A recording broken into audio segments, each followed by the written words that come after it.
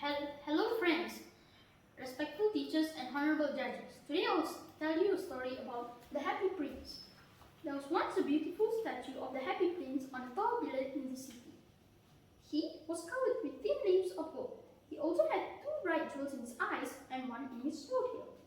One night a little swallow flew over the city looking for a place to rest. He had not been well and could not follow the other swallows to a warmer place earlier on. He stopped below the statue on top of the pillar. As he was about to fall asleep, a drop of water fell on his head. He looked up and found that tears was falling from the eyes of the statue. "Why are you crying?" asked the swallow. "When I was alive," replied the statue, "I was really the Happy Prince, as they call this statue. I enjoyed my days with my family and friends and see beautiful things around me. But up here I see things that make me very sad."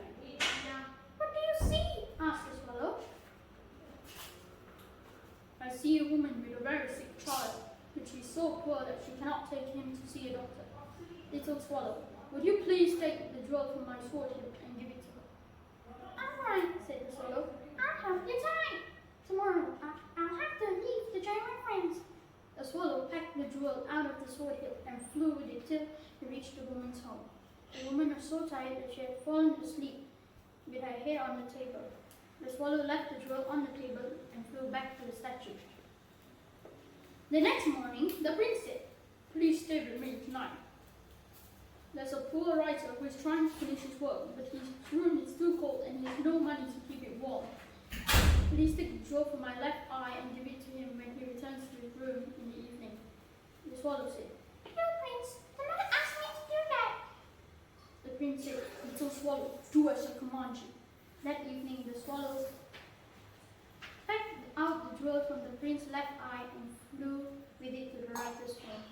He dropped it on the table when the writer went off to get a drink. He saw the look on the writer's face when he caught sight of the jewel. The next day, the swallow was ready to fly off, but the prince said, "Please stay with me one night longer. Do you see that little match girl in the square below? She has dropped the matches into the gutter and she is crying because her father will beat her when she returns home empty-handed. Pluck out my other eye and give it to her." The swallow's eyes filled with tears. "I cannot do that. You'll be blind then." "Little swallow, do as I command you." The swallow sadly plucked out the other eye and flew towards the girl. He slipped the jewel into the palm of her hand. "What a beautiful stone!" she exclaimed and went home with a smile. The swallow came back. The prince thanked him and added, "It's time for you to leave. It will soon be too cold for you."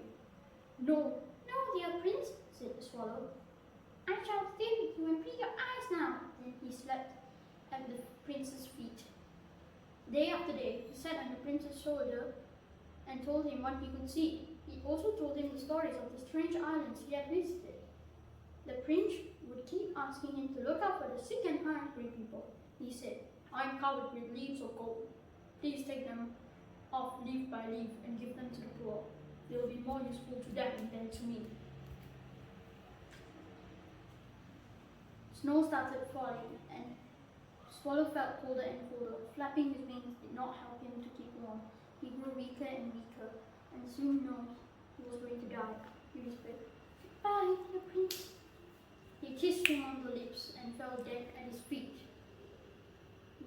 There was a sound of the crack within the statue. His heart had broken into two. The next morning, the mayor and the town councillors were walking in the square and they looked up with seeing that statue.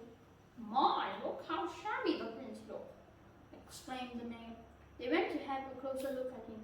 "His eyes are gone and he's no longer golden," said another. "And look, there's a dead bird at his feet," said a councillor. Soon the statue was pulled down to be melted to make a statue of someone else. The workmen found a broken heart inside which would not melt. They threw it where the dead bird lay in the dust heap. One day the god said to his angels, "Bring me the two most precious things in the city." He was very pleased when they brought him the broken heart and the dead swallow. He declared, "The little swallow shall sing forever in my garden of paradise, and the Happy Prince shall live forever in my city of gold." The end. Moral of of the story is we must always help the needy without expecting anything in return. I hope you like my story. Thank you.